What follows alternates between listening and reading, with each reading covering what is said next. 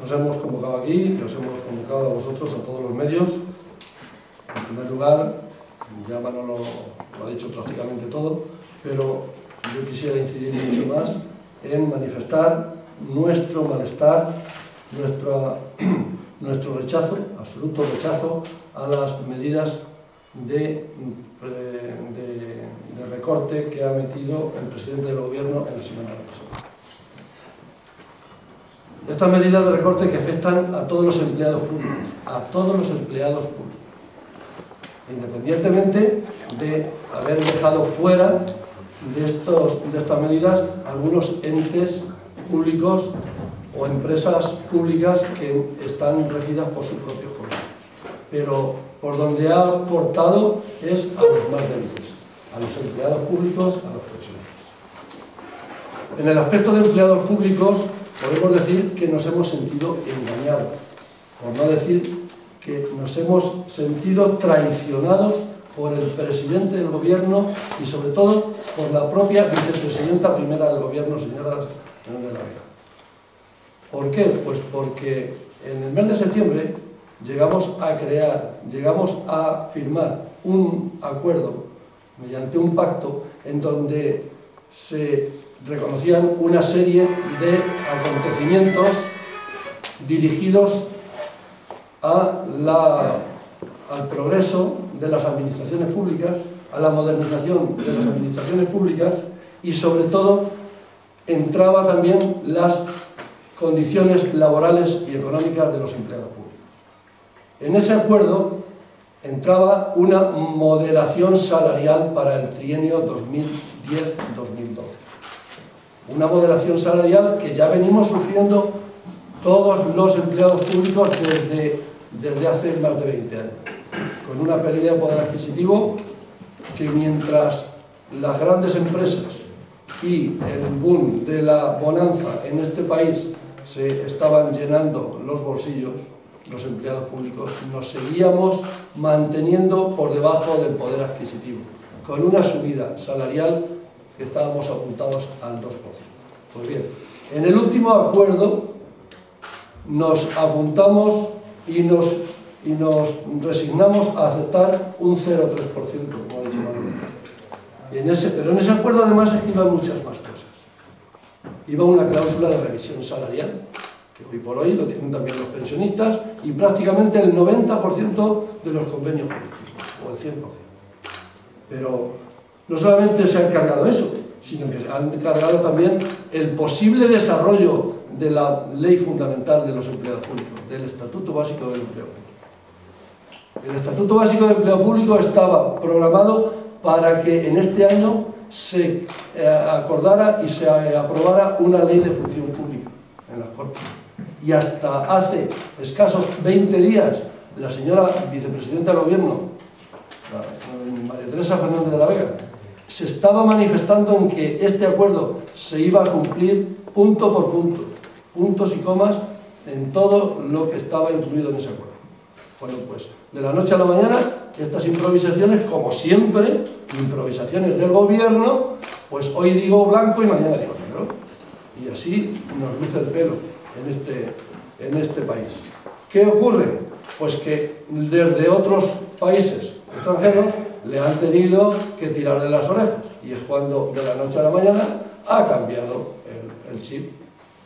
¿A dónde tiene que pegar el recorte? A los más débiles, a los funcionarios, a los empleados públicos, a los pensionistas y a los recortes sociales, como pueden ser las medicinas, lo de la ley de dependencia y demás, y la congelación de los pensionistas. Pues bien, os voy a poner unos datos que creo que son interesantes. Hasta ahora solo habían lanzado proclamas electoralistas, pero sin embargo las improvisaciones han ido avanzando y la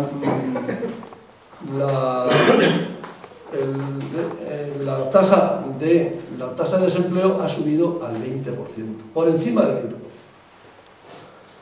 20%. El despilfarro ha sido tal que el déficit público ha alcanzado el 11%.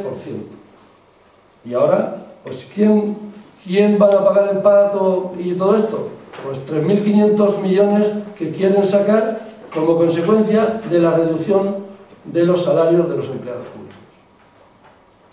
A los más, ya vuelvo a repetir, a los más débiles, a los que estamos sujetos en cualquier momento a las recesiones y que se quede aquí.